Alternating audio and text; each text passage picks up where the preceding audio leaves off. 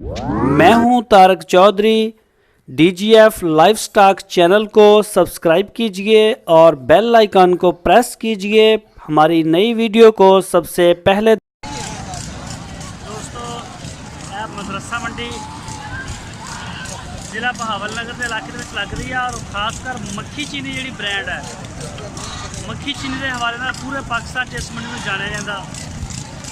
और इस टाइम मैं रेल का ट्रैक है जो मैं खड़ा कि तुम मेरी बैक साइड देख सकते हो। यह मेन सड़क आ रहा है बहावल नगर रोड, यह देख सकते हो। और बिल्कुल रोड के नाल जो बकरियां ने खासकर मक्खी चीनी ब्रांड के हवाले नाल सब तो ज़्यादा लोग इस मंडी में जानते हैं।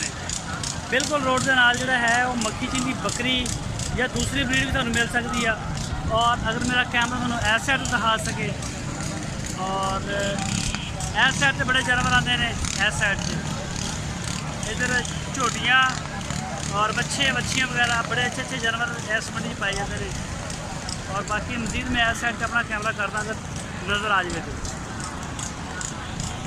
यह देख सकते हो बकरियां इस पोर्शन बकरियां देना दी। और अगर कोई भी दोस्त इस मंडी जाना चाहता है तो ज़िला बहावल नगर तो 25 किलोमीटर और अगर हासलपुर वाली साइड तो या बहावलपुर वाली साइड तो आ रहा तो तकरीबन 45 किलोमीटर का सफ़र उन्होंने करना पेगा इस मंडी पहुँचने वास्ते। और बड़ी अच्छी और काफ़ी बड़ी मंडी है, शायद मेरा कैमरा जो वो इस तरीके की कवरेज नहीं कर सकता। और मोटरसाइकिल पार्किंग थोड़ी दूर है, शायद मेरा ये है देखो मोटरसाइकिल पार्किंग काफ़ी बड़ी है। और मेरी बैक साइड से बिल्कुल मेन रोड है बहावल नगर बहावलपुर। और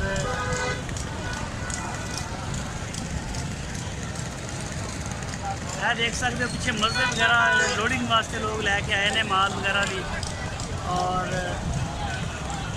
इतों माल लोड हो के आंदा भी पूरे पाकिस्तान चो और जाता भी पूरे पाकिस्तान चो। हर हफ्ते वाले दिन मंडी लगती है और कोई यदि स्पेशल डेट नहीं है, हर हफ्ते में मंडी लगती है।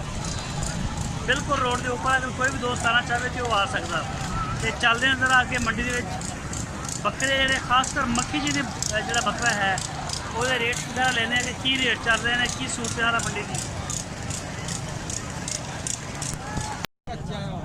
दोस्तों लुधियाना मंडी में ये आपको दिखाता हूँ, ये वज़न करके लेके जाते हैं। ये लाहौर की पार्टी है और कराची की भी है। ये देखें ये बैल का ज़िंदा का वज़न करते हैं, फिर इनका रेट एक तय हो जाता है कि इतने रुपए किलो ज़िंदा वज़न वाला हम लेंगे। मैं इसकी पूरी डिटेल नहीं ले सका, मैं कुछ लेट हो गया था यहाँ पहुँचते पहुँचते। तो जैसे इंशाल्लाह मैं दोबारा जाऊँगा मंडी में तो मैं इसकी पूरी डिटेल से वीडियो बना के लेके आऊँगा और फिर मैं आपके साथ शेयर करूँगा। भाई मेरा 2000 में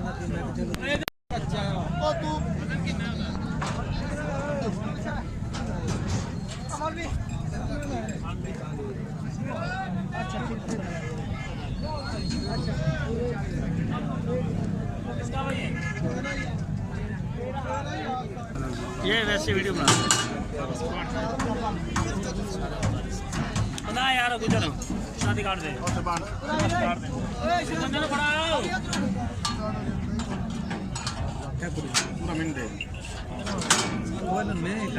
भाई मेरा 2000 में